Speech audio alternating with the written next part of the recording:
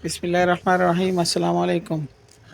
आज हमारी वीडियो है टोयोटा के एंगल सेंसर के बारे में कि किस तरह प्रोग्राम होता है। किसी भी टोयोटा की एंगल सेंसर को आप कैसे प्रोग्राम कर सकते हैं, पूरा तरीका इस वीडियो में हमसे जानें। वीडियो को एंड तक देखें और चैनल को लाजमी सब्सक्राइब करें। आज हमारे पास ये है टोयोटा का एंगल सेंसर है, वीगो का है ये। किसी भी टोयोटा गाड़ी का एंगल सेंसर सेम प्रोसीजर से प्रोग्राम होता है।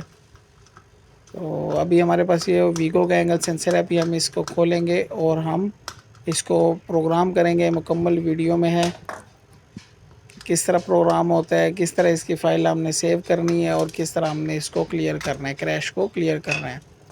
तो ये हमारा कवर खुल गया है। यहाँ पर हमारी EEPROM आईसी है जिसमें हमारा एंगल सेंसर का डाटा होता है। ये वाली आईसी है 24C02 इसका नंबर है।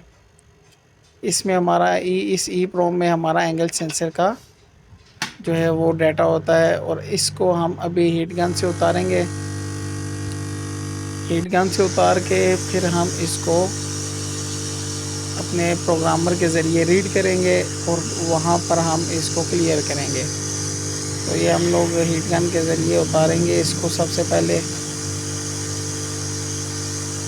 हमने हीट गन को ज़्यादा हीट पे भी नहीं रखा ताकि हमारा प्रिंट ख़राब ना हो। तो ये हमारी आईसी उतर गई है, इसको हम पहले साफ़ करेंगे ताकि हमारा जो है वो कोई मिसप्रिंट ना हो, कोई पिन जो है हमारी गंदी ना हो, ताकि हमारा डाटा क्लियर आए, करप्ट ना आए, करप्ट ना हो। ये हमारी आईसी उतर गई है। इसका नंबर है 24C02 नंबर है इसका। इसका आपने ये निशान याद रख लेना है कि ये जो डॉट वाली साइड है ये इसका 1 नंबर है। आईसी के ऊपर जो डॉट लगा हुआ है ये 1 नंबर है और इसमें यहाँ पर ये जहाँ पर हमारी उंगली है इस साइड पे ये 1 नंबर है। इस डॉट को हम इस जगह पर रखेंगे, अच्छे तरीके से बिठाएंगे इसको।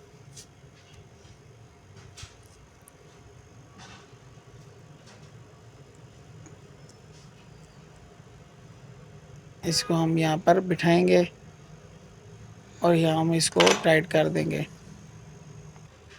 ठीक है, अभी हम इसको अपने प्रोग्रामर के साथ अटैच करेंगे। ये हमारा RFID अडाप्टर है जो कि प्रोग्रामर के साथ कनेक्ट होगा।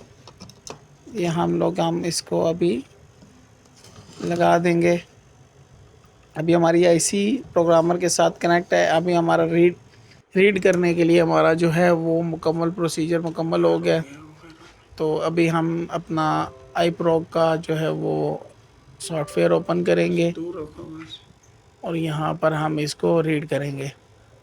सबसे पहले हम लोग इसको सॉफ्टवेयर को ओपन करेंगे और ऊपर से यहाँ पर आईसी की जगह जो बनी है यहाँ से हम EEPROM को सिलेक्ट करेंगे। ये डायरेक्ट क्लियर नहीं हमने करना, सबसे पहले हम इसकी फ़ाइल को सेव करेंगे। डायरेक्ट क्लियर हमने इसको नहीं करना। तो हम सबसे पहले जाएंगे EEPROM पे।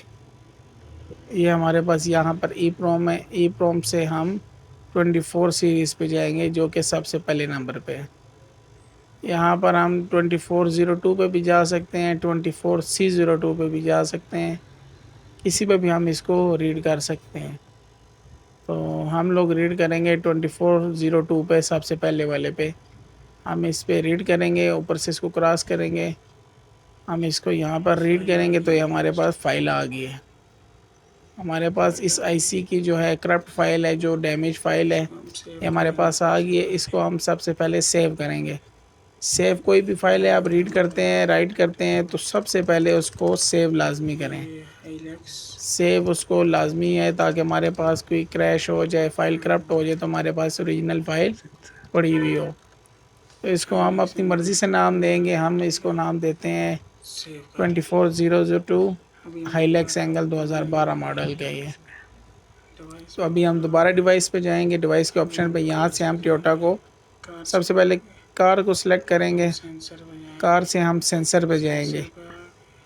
सेंसर से हम यहाँ पर टोयोटा पे आएंगे। टोयोटा लेक्सिस का हमारे पास ऑप्शन आ रहा है। यहाँ पर 24C02 आ रहा है, इसको भी हम सिलेक्ट करेंगे और यहाँ से हम इसकी ये जगह सिलेक्ट कर लेंगे। हमारे पास फ़ाइल पहले से आ गई है, ऑटोमेटिक आ गई है, लेकिन हम दोबारा इसको ओपन करेंगे, लोड करेंगे जो अभी हमने सेव की है फाइल। तो ये हमने फाइल सेव की थी हाइलेक्स एंगल से, दो ये वाली फाइल है हमारे पास, टाइम भी आ रहा है, डेट भी आ रही है। तो हम इस फाइल को यहाँ पर ओपन करेंगे।